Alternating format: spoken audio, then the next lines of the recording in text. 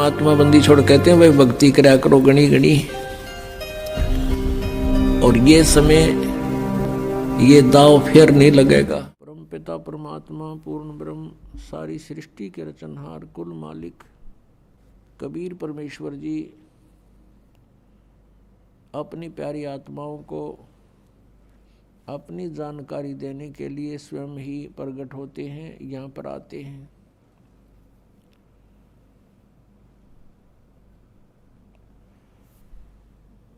वो परमात्मा हमें अपने निज घर जाने का विधि विशेष मार्ग स्वयं ही बताते हैं।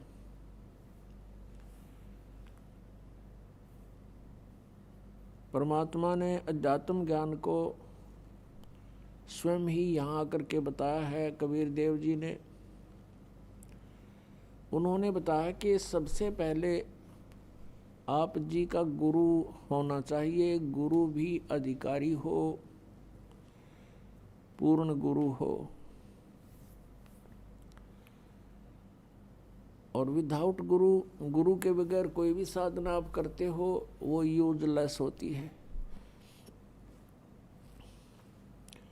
गुरु बिन माला फेरते, गुरु बिन देते दान, गुरु बिन दोनों निष्फल हैं, चाहे पूछो वेद पुराण। राम कृष्ण से कौन बड़ो, उन्हों भी गुरु कीन, तीन लोक के वे धनी, गुरु आगे आदीन। कबीर गर्भ योगेश्वर गुरु बिना, लाग्या हर की सेव, कहें कबीर बैकुंठ से, वो फेर दिया सुख देव। राजा जनक गुरु किए, फिर कीनी हर की सेव, कहें कबीर बैकुंठ में, चले गए सुखदेव। गुरु गोविंद दोनों खड़े, काके लागू पाए, बलिहारी गुरु अपना, जिन गोविंद दियो मिलाए। कबीर परमेश्वर जी स्वयं आकर के यथार्थ ज्ञान सुनाते हैं। वो बता रहे हैं कि गुरु के बिना यदि तुम साधना भी करते हो आपकी यूजलेस है। आपको इसका बहुत भयंकर पाप लगेगा, आपका जीवन व्यर्थ हो जाएगा। फिर उदाहरण देते हैं कि तुम राम और कृष्ण से तो किसी को बड़ा नहीं मानते, और श्री राम श्री कृष्ण जी ने भी गुरु बनाए, और गुरु के सामने एज ए शिष्य की तरह विनम्र रहे। राम कृष्ण से कौन बड़ो, उन्हों भी गुरु कीन, और तीन लोग के वे धनी, गुरु आगे आधीन। अब कितनी इम्पोर्टेंस है गुरु की। और जो गुरु नहीं बनाते, मनमुखी साधनाएं करते हैं, गुरु के बिना, जिसको निगुरा बोलते हैं, उसका कहीं ठिकाना नहीं होता। फिर प्रमाण देते हैं परमेश्वर जी के गर्भ योगेश्वर गुरु बिना, लाग्या हर की सेव, यानी भगवान की पूजा करने लगा कौन, सुखदेव ऋषि। माँ के गर्भ से ही उसको ज्ञान हो गया था कि इस संसार में बहुत ज़्यादा समस्याएं हैं, और बाहर जाते ही हमारी बुद्धि पर पत्थर गिर जाते हैं। माँ के गर्भ में इस प्राणी को सब याद रहता है कि तेरा उद्देश्य क्या है, और तू पहले जन्मों में कितने कितने कष्ट उठा चुका है, जिस कारण से 12 वर्ष तक माँ के गर्भ से बाहर नहीं आया सुखदेव ऋषि। ब्रह्मा विष्णु महेश ने उनसे कहा कि आप बाहर आओ, नहीं तो यह मर्यादा बदल जाएगी। 12 वर्ष तक माताएं कैसे बच्चों को गर्भ में रखेंगी। 9 महीने में बहुत परेशानियां हो जाती हैं। तब सुखदेव ऋषि ने कहा था कि बाहर आते ही आपके तीनों गुण हमें चेतनाहीन कर देते हैं। पूर्व की कोई जानकारी हमें नहीं रहती और हम अपने उद्देश्य को भूल जाते हैं। अंदर से ही वार्ता कर रहा है सुखदेव ऋषि।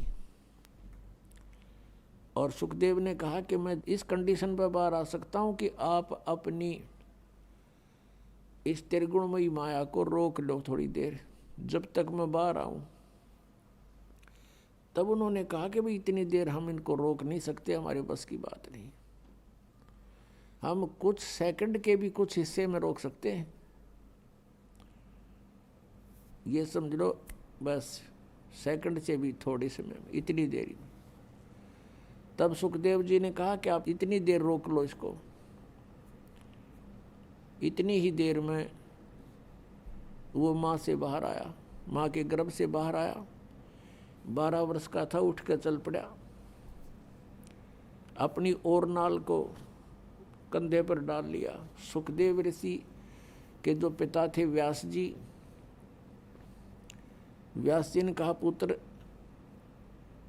तेरी मैंने 12 वर्ष तक इंतजार की है, कम से कम दर्शन तो दिखा। तब सुखदेव ऋषि ने कहा ऋषि जी अब मैं इस ज्ञान से परिचित हो चुका हूँ, या कोई किसी का पिता पुत्र नहीं है, ये तो संस्कार उलझे पड़े हमारे। और ना जाने कितनी बार आप मेरे बाप बन लिए, ना जाने कितनी बार मैं तेरा बाप बन लिया। अब के मैं अपना पीछा छुड़वाऊंगा, भक्ति करूंगा और इस संसार से मुक्ति पाऊंगा। यूं कहकर आकाश में उड़ गया। पिछले बैटरी चार्ज थी, पिछले जन्मों के सिद्धियां उसके पास थी। कहने का भाव ये है कि वो सुखदेव ऋषि फिर अपने आप उस सिद्धि प्राप्त से, हल्दी की गांठ से पंसारी बन गया। पिछले जन्म की उसकी भक्ति की शक्ति कमाई थी, जिस कारण से वो आकाश में उड़ जाता था, इंद्र के लोक में चला जाता था। वहाँ के ऋषि महर्षि, वहाँ के देव उसका बहुत सत्कार करते थे। एक दिन इसी भ्रम में सुखदेव ऋषि विष्णु जी के लोक में चला गया और वहाँ उसको एक स्वर्ग होता है प्रत्येक लोक में, रेस्टोरेंट जिसको कहते हैं। और स्वर्ग के अंदर उस रेस्टोरेंट में उसी व्यक्ति को अलाउड होता है जिसका कोई मान्यता प्राप्त गुरु हो। बिना गुरु के व्यक्ति को स्वर्ग में स्थान नहीं। जब सुखदेव ऋषि उस होटल में प्रवेश करने लगा रेस्टोरेंट में, पहरेदारों ने मना कर दिया कि रुक सुखदेव जी, आपका गुरु कौन है? ऋषि जी। सुखदेव ने कहा कि मुझे गुरु की आवश्यकता नहीं, मैं अपनी मर्जी से, अपनी शक्ति से यहाँ उड़ के आ गया हूँ। पहरेदारों ने कहा कि बिल्कुल नहीं, आप अंदर नहीं जा सकते। भगवान विष्णु का आदेश है कि बिना गुरु का व्यक्ति स्वर्ग में प्रवेश नहीं कर सकता। अब सुखदेव ऋषि ने कहा कि मेरी विष्णु जी से बात कराओ। इतना अंडी पाक रहा था। अब सुखदेव ऋषि ने सोचा था कि विष्णु जी मुझे शाबाशी देंगे और कमर थपथपावेंगे कि वाह बच्चा, वाह वाह महर्षि, वाह बहुत अच्छी भक्ति की, पहुंच गया स्वर्ग में, उड़ का आ गया। विष्णु जी के पास जब ये बात गई कि एक सुखदेव नाम का ऋषि मृतलोक से आए हैं और स्वर्ग में प्रवेश करना चाहते हैं, उनका कोई गुरु नहीं है, भगवान आपका क्या आदेश है?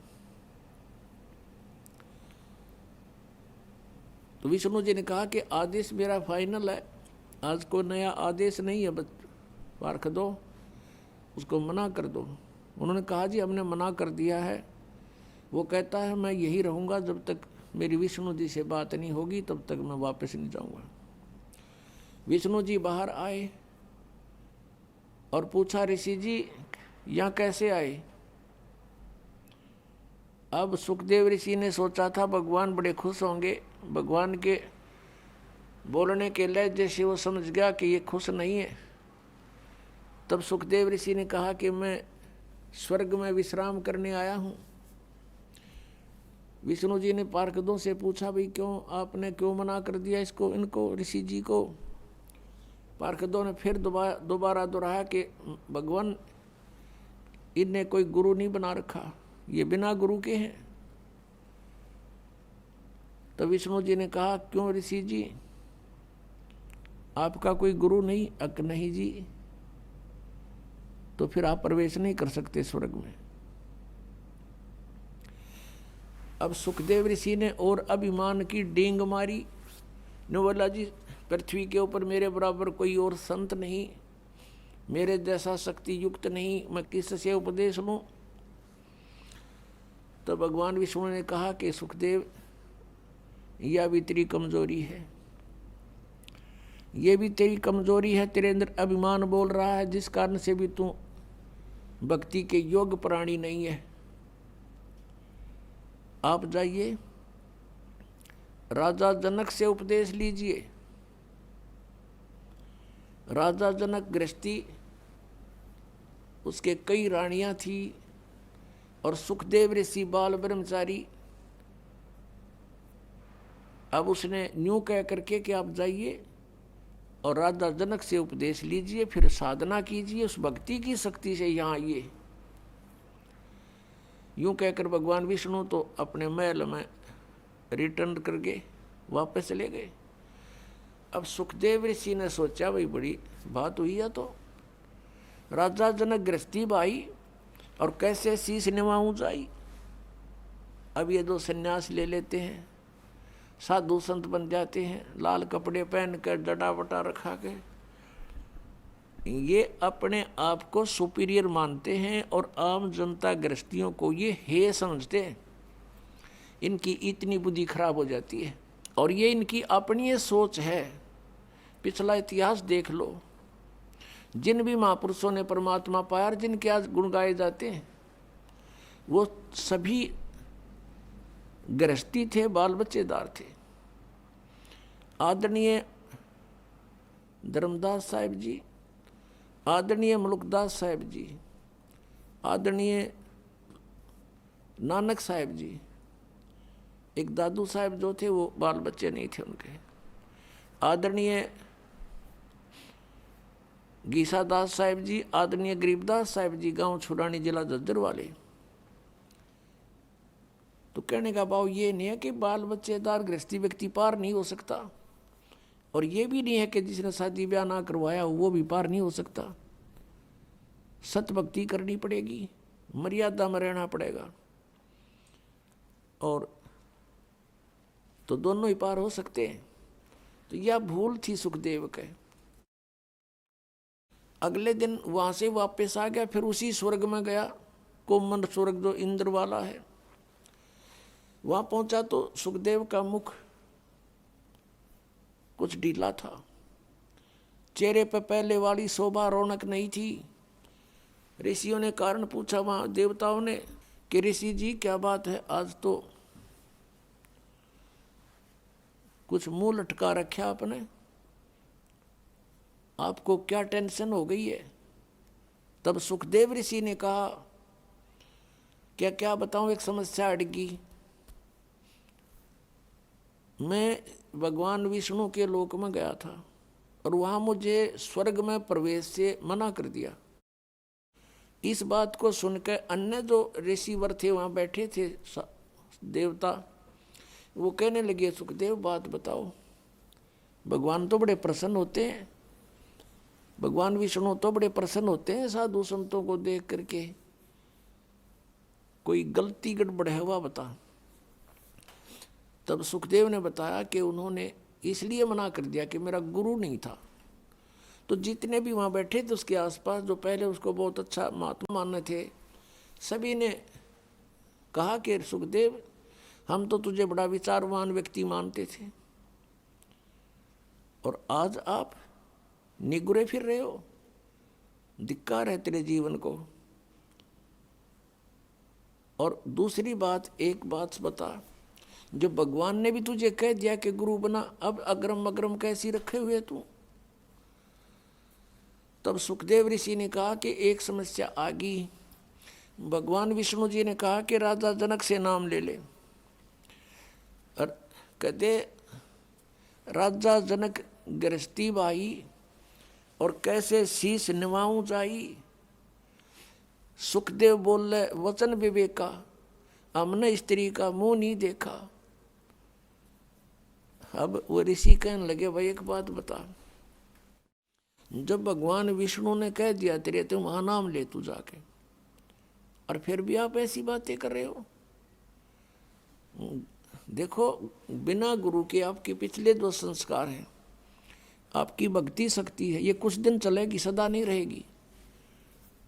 और अगले जीवन में गधे की योनि में भी जा सकता है प्राणी। अब इतना सुनते ही उसका कलेजा हिल गया। और कुछ मेर भगवान की होती है विशेष। तो सुखदेव ऋषि को अपने पिछले जन्म की बातें याद आ गई। यह भी रजा भगवान की थी उस पर। उसकी बुद्धि ऑन कर दी, अंतर से उसका वह फिल्म चालू कर दी। उसको पिछले जन्म दिखाई देने लगे। उसको याद आया एक फिल्म वो देख रहा अपने बीते हुए जीवनों की, वो मूवी अंतःकरण में। उसने क्या देखा कि एक बार गधे की योनि भोग रहा है, अंधा हो गया, उसको छोड़ दिया। मालिक ने मारा, लठ निकाल दिया। घर अंधा होने के बाद एक पगडंडी पर चला जा रहा है जंगल में। आगे एक नाला था, उसमें गिरने लगा तो छलांग लगानी चाहिए, बीच में फंस गया। नाला थोड़ा ही था, आगे मुंह टिक गया, पीछे पीठ, बैक साइड मर गया, टांग लटके नाले में, आगे पीछे फेट हो गया उसके ऊपर नाले में। और 1 हफ्ते तक भुगत कर मरा। किसी ने नहीं निकाला। आने जाने वाला आदमी इक्का दुक्का आता था, वो निकाल नहीं सका उसको। और उसके ऊपर पैर रखकर पुली बना के पार हो जा, उसकी पुल बना लिया। इस दृष्टांत से उसका कलेजा हिल गया, रोम रोम कांप गया। सुखदेव ऋषि उसी से में उठकर चल पड़ा। फिर भी मन बड़ा उस्ताद है, अपने पिताजी व्यास जी के पास आया। व्यास जी से प्रार्थना की कि हे ऋषिवर, क्या गुरु के बिना मोक्ष नहीं हो सकता? अब सुखदेव ऋषि ने, व्यास जी ने कहा कि नहीं बेटा, गुरु के बिना मोक्ष नहीं हो सकता, कोई भी साधना सफल नहीं हो सकती, मोक्ष तो दूर की बात है। तब सुखदेव ऋषि ने कहा कि हे पिताजी, मैं विष्णु जी के लोक में गया था, उन्होंने मुझे वहाँ रहने से मना कर दिया। व्यास जी ने फिर यही बात दोहराई कि कारण बता। वो ऐसे नहीं करते, कभी किसी को वापस नहीं करते, वो तो सीने से लगाते हैं भगवान विष्णु। तो तब नीचे को गर्दन करके कहता है कि मैंने गुरु नहीं बना रखा। उन्होंने कंडीशन रखी हुई है कि गुरु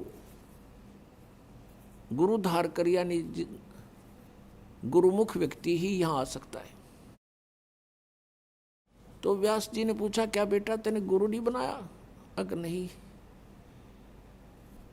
अब व्यास जी कहने लगे, बेटा मैंने ये सोचा था पुत्र कि मेरा नाम रोशन करेगा।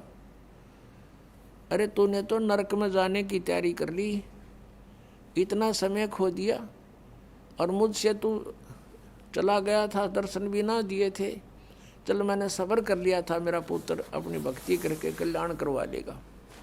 अरे तू तो नरक की टिकट ले ली तूने।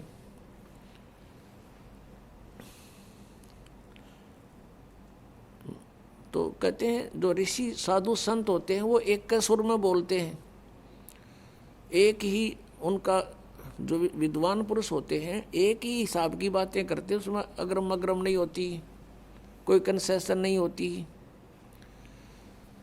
तो सुखदेव ऋषि ने कहा कि भगवान ने एक समस्या पैदा कर दी।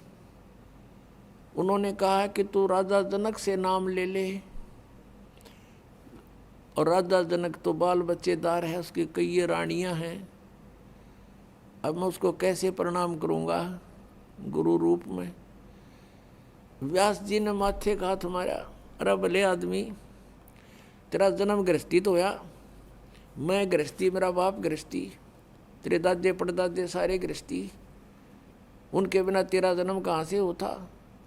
और जब भगवान ने ये कह दिया और तू फिर बकवाद कर रहा है, तू ऋषि तो छोड़, तू तो एक आम जनसाधारण भी नहीं है।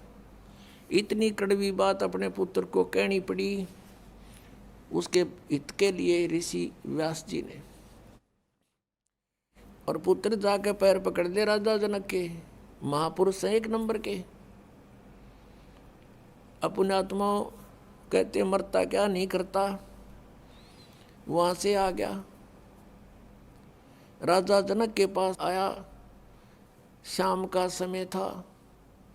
राजा जनक ने कहा अपने नौकरों से कि भी महापुरुष आए हैं, आसन लगा दो।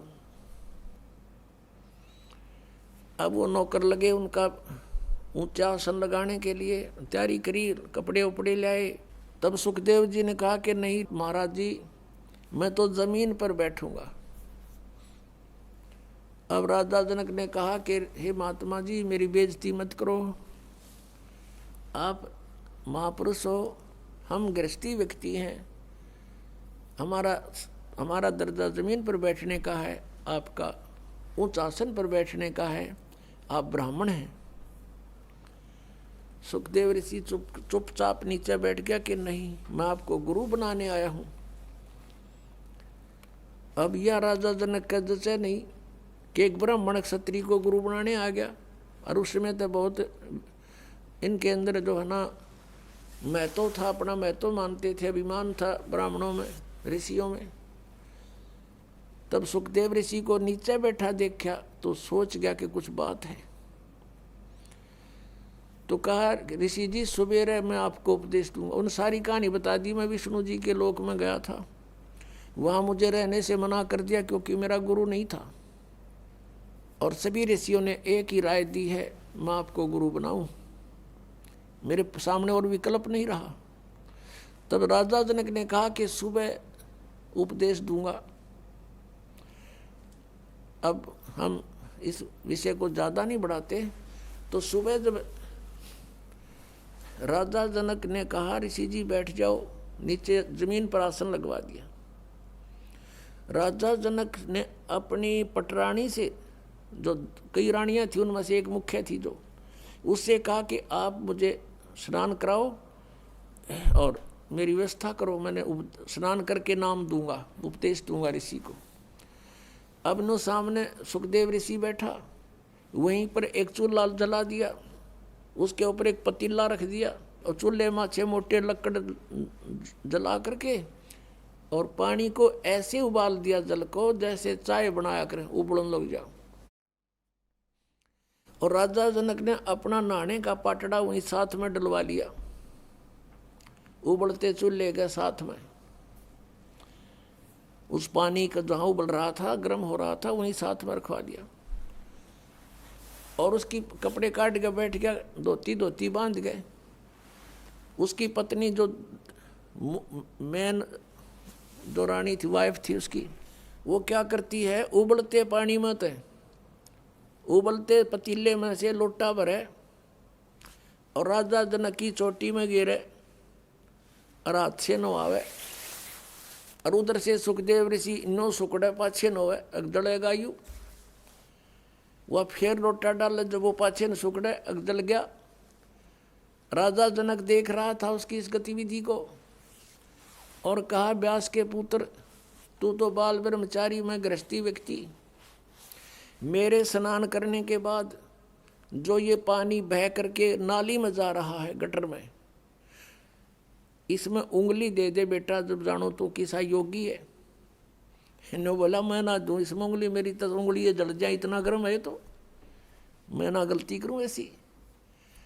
कहते हैं राजा विहंस दे जब तारी और मुझे स्नान करावे नारी, ऐसा योग कमाया पूता, क्या बहा जो इंद्री दूता। इंद्री कर्म लगाओ किसके, जैसे जिव्या लेप नहीं मधुरस के। अब हम जो विषय है उसी को जारी करते हैं। अब राजा जनक से उपदेश लेकर सुखदेव जी ने फिर अपनी साधना की। वो फिर स्वर्ग में गया, यानी स्वर्ग तक भी जाने का जो मार्ग है वो गुरु के बिना नहीं हो सकता। और हमने जाना सतलोक, तो क्या कहते हैं इसके विषय में परमेश्वर कबीर जी ने हमें उदाहरण दिया कि गर्भ योगेश्वर गुरु बिना, वो लाग गया हर की सेव, भगवान की पूजा करने लगा। कहे कबीर बैकुंठ से वो फेर दिया सुखदेव, राजा जनक गुरु किए फिर कीनी हर की सेव। कहे कबीर बैकुंठ में फिर चले गए सुखदेव।